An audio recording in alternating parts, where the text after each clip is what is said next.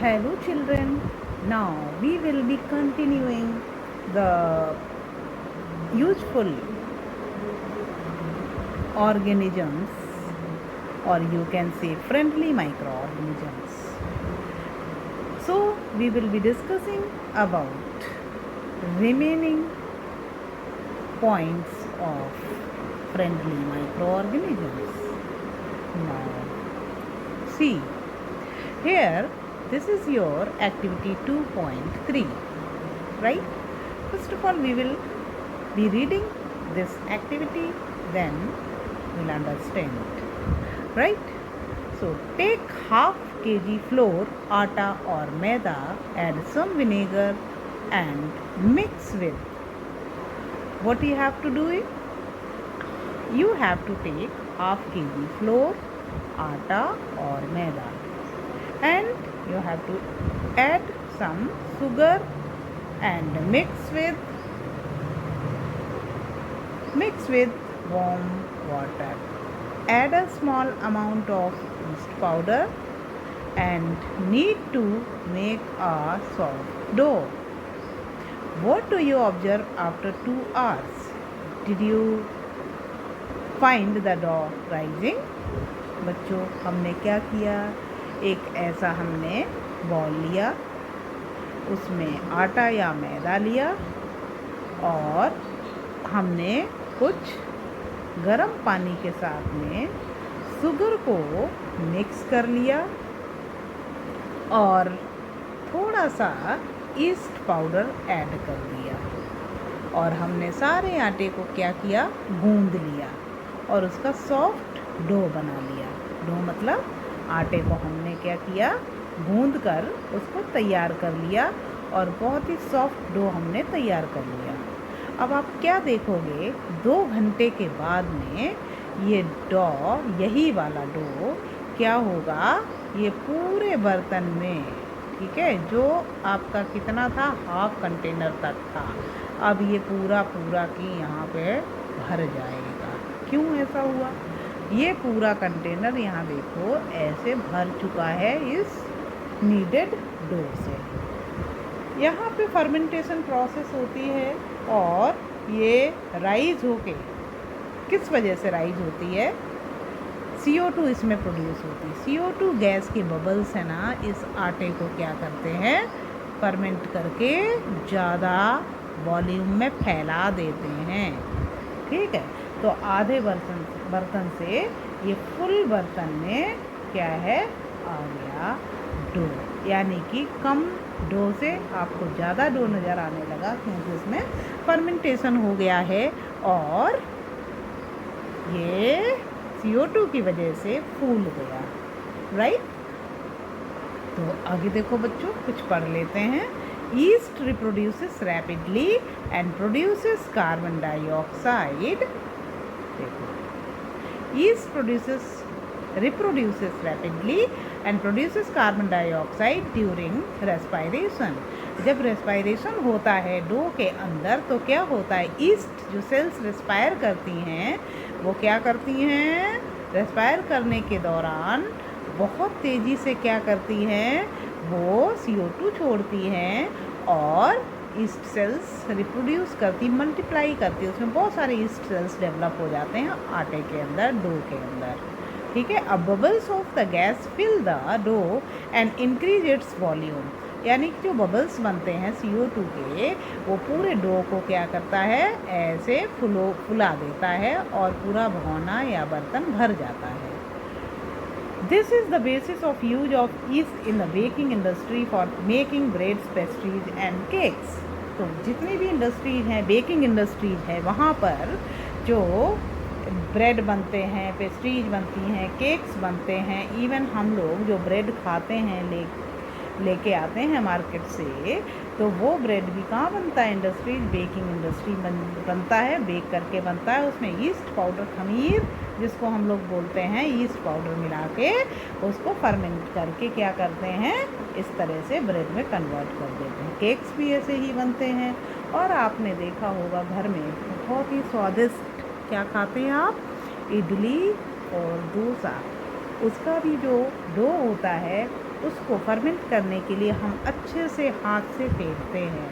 गर्मियों में तो ये इजीली उठ जाता है, यानी कि वो राइज़ कर जाता है, क्वांटिटी उसकी बढ़ जाती है, फर्मेंट हो जाता है। लेकिन जब सर्दियाँ होती हैं ना, तो हम लोग क्या करते हैं, यही ईस्ट पाउडर मिला के रख देते हैं, तो आराम से उसमें क्या है, फर्मेंटेशन हो जाता है और वो डोसे का आटा फूल जाता है, जिसके हम बहुत अच्छे से डोसे बनाते हैं। है ना मज़ेदार? ओके।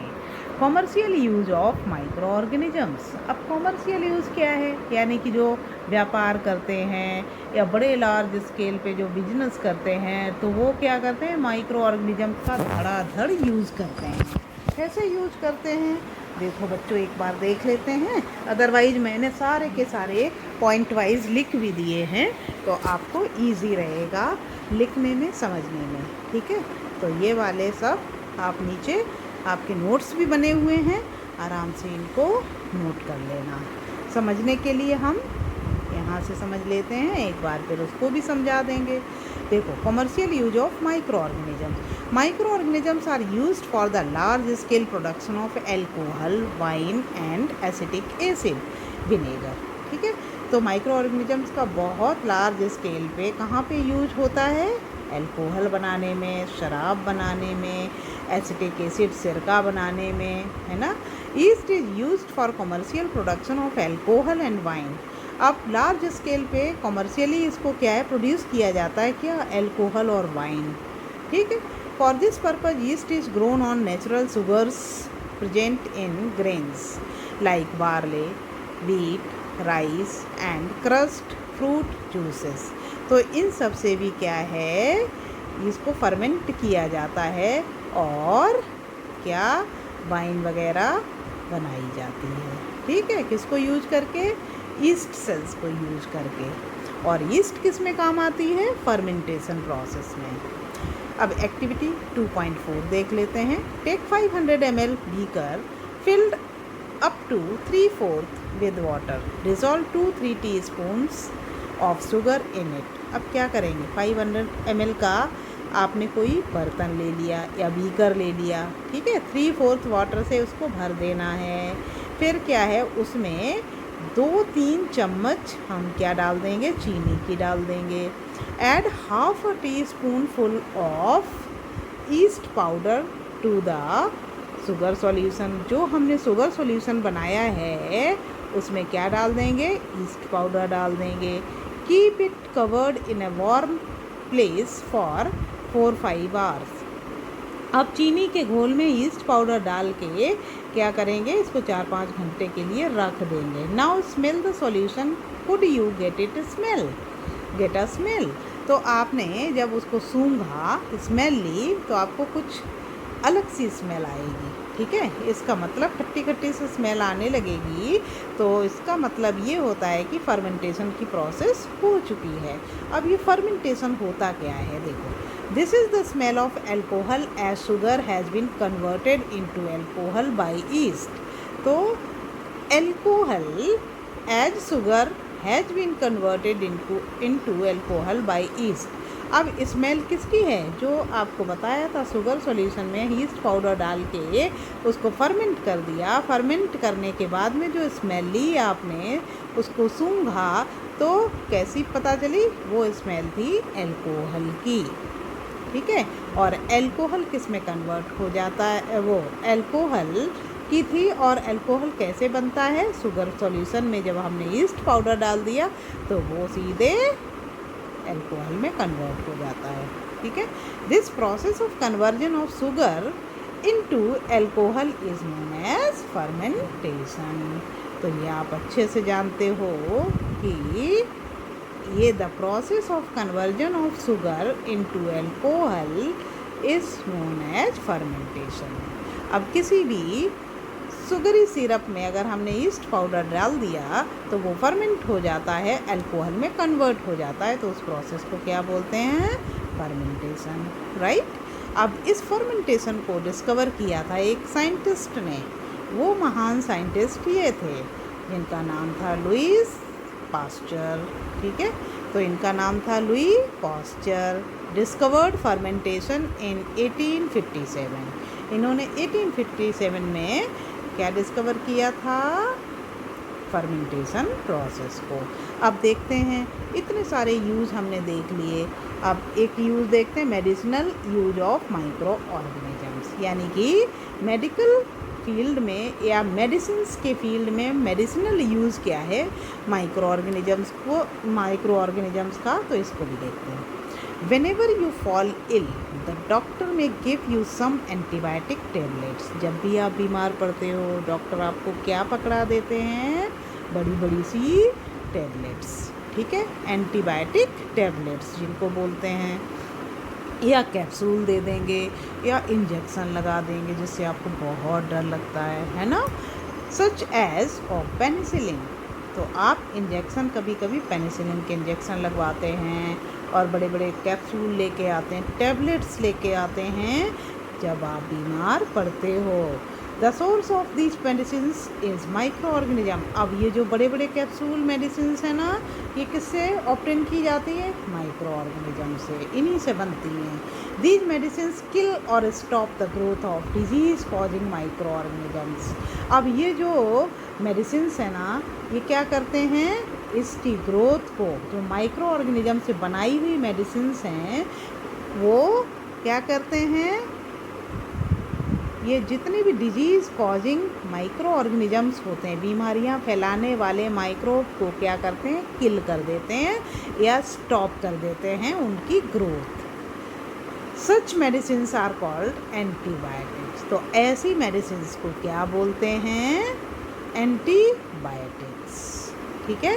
तो एंटीबायोटिक्स क्या होते हैं? दीज आर द मेडिसिन्स विच किल और stop the growth of the disease causing microorganisms. Such medicines are called antibiotics. यही आप डेफिनेशन लिख सकते हो, अदरवाइज मैंने नीचे लिखा हुआ है। अब देखो, these days a number of antibiotics are being produced from bacteria and fungi. Streptomycin, tetracycline and erythromycin are some of the common medicines. अब ये जो हम लोग एंटीबायोटिक, आजकल जो कॉमन एंटीबायोटिक ड्रग्स आते हैं मार्केट में, वो किससे बनाए जाते हैं? These are being produce from bacteria, fungi, ठीक है, इनसे बनाए जाते हैं। और ये क्या है? माइक्रोब्स हैं, फंजाई भी माइक्रोब्स है और बैक्टीरिया भी माइक्रोब्स है, तो आपको सबको पता है। अब देखो, इनसे क्या क्या दवाइयाँ बनती हैं? इनके नाम है स्ट्रेप्टोमाइसिन, टेट्रासाइक्लिन, एराइथ्रोमाइसिन, ठीक है। ये सारी क्या हैं? मेडिसिन्स हैं जो माइक्रोब को यूज़ करके बनाई गई हैं। अब इसको बीच में ज़रा ये देखते हैं, ये कौन है साइंटिस्ट? ये हैं Alexander Fleming. In 1929, Alexander Fleming was working on a culture of disease causing bacteria. ठीक है, कल्चर उन्होंने बनाया जो बैक्टीरिया बीमारी फैलाने वाले होते हैं, उन पर उन्होंने स्टडी की है, ठीक है। Suddenly he found the spores of little green mold in one of his culture plates. एक सडनली, यानी कि एक बार जब एक्सपेरिमेंट कर रहे थे, स्टडी कर रहे थे, तो उन्होंने अचानक देखा कि कल्चर प्लेट में क्या है? छोटे छोटे से स्पोर्स बन गए, ग्रीन मोल्ड, ठीक है, ग्रीन मोल्ड के, लिटिल ग्रीन मोल्ड के स्पोर्स नज़र आए। He observed that the presence of mold prevented the growth of bacteria. और वो जो मोल्ड थे, ग्रीन मोल्ड थे, लिटिल ग्रीन मोल्ड थे, जो कल्चर प्लेट में बन गए, वो क्या करते हैं? वो बैक्टीरिया की ग्रोथ को रोक रहे थे, यानी कि उनकी वजह से बैक्टीरिया ग्रो नहीं कर पा रहा था। In fact it also killed many of these bacteria. और उन्होंने क्या देखा कि वो मतलब रोक ही नहीं रहे थे, साथ में उसको मार भी दे रहे थे, बैक्टीरिया को किल भी कर दे रहे थे। From this the mould penicillin was prepared. अब इसी कॉन्सेप्ट को लेके कि उन्होंने कल्चर प्लेट में देखा कि green green little little mould develop हो गए और वो क्या कर रहे हैं, बैक्टीरिया की ग्रोथ को स्टॉप भी कर रहे हैं और कुछ बैक्टीरिया को ख़त्म भी कर रहे हैं, किल भी कर दे रहे हैं। तो उसी मोल्ड से पेनिसिलिन नामक मेडिसिन तैयार हो गई, ड्रग तैयार हो गया, एंटीबायोटिक ड्रग तैयार हो गया। ठीक है, तो ऐसे ऐसे क्या है, उसकी डिस्कवरी हो गई और ड्रग्स तैयार कर लिए गए, एंटीबायोटिक ड्रग्स जिनको बोलते हैं। अब देखो, कॉमनली नोन एज एंटीबायोटिक, उनको क्या बोला जाता है, antibiotic, which are made from fungi and bacteria, जो किससे बने थे, फंजाई और बैक्टीरिया से। The antibiotics are manufactured by growing specific micro organisms and are use to cure a variety of diseases. अब ये स्पेशल तरीके से स्पेसिफिक माइक्रो ऑर्गेनिज्म से बनाए हुए ड्रग्स हैं, एंटीबायोटिक्स हैं, फंजाई और बैक्टीरिया से बनाए जाते हैं, जो एक पर्टिकुलर डिजीज़ को क्या करते हैं, ख़त्म करते हैं, उसकी ग्रोथ को स्टॉप करते हैं। ठीक है, अब antibiotics are even mixed with the feed of livestock and poultry to check microbial infection in animals. अब क्या है, इसमें माइक्रोबियल इन्फेक्शन एनिमल्स में ना होने पाए, इसलिए कुछ एंटीबायोटिक्स किसमें मिक्स कर दिए जाते हैं, जितना भी जानवर होते हैं, पालतू जानवर, उनके फीड में जो खाना खाते हैं उसके साथ में मिक्स कर देते हैं उनके खाने में, और जिससे कि इन्फेक्शन नहीं हो पाता है एनिमल्स में। They are also use to control many plant diseases. और एंटीबायोटिक्स क्या काम करते हैं, बहुत सारे प्लांट डिजीजेस को भी कंट्रोल करते हैं।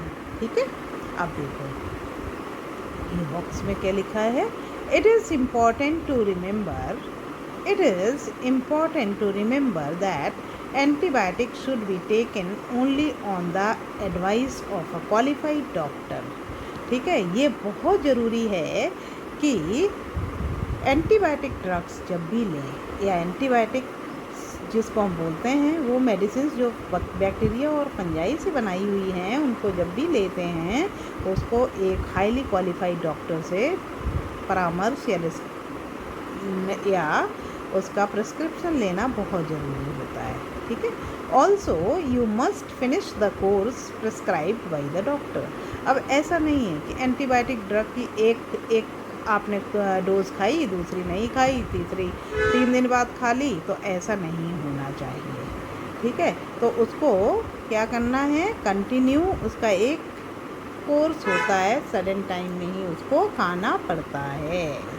If you take antibiotics when not needed or in wrong doses, यानी कि एंटीबायोटिक को अच्छे से खाना चाहिए और गैप नहीं होना चाहिए, एक जितने दिन का कोर्स होता है उतने में ही खाना चाहिए, तो ज़्यादा इफ़ेक्टिव होता है।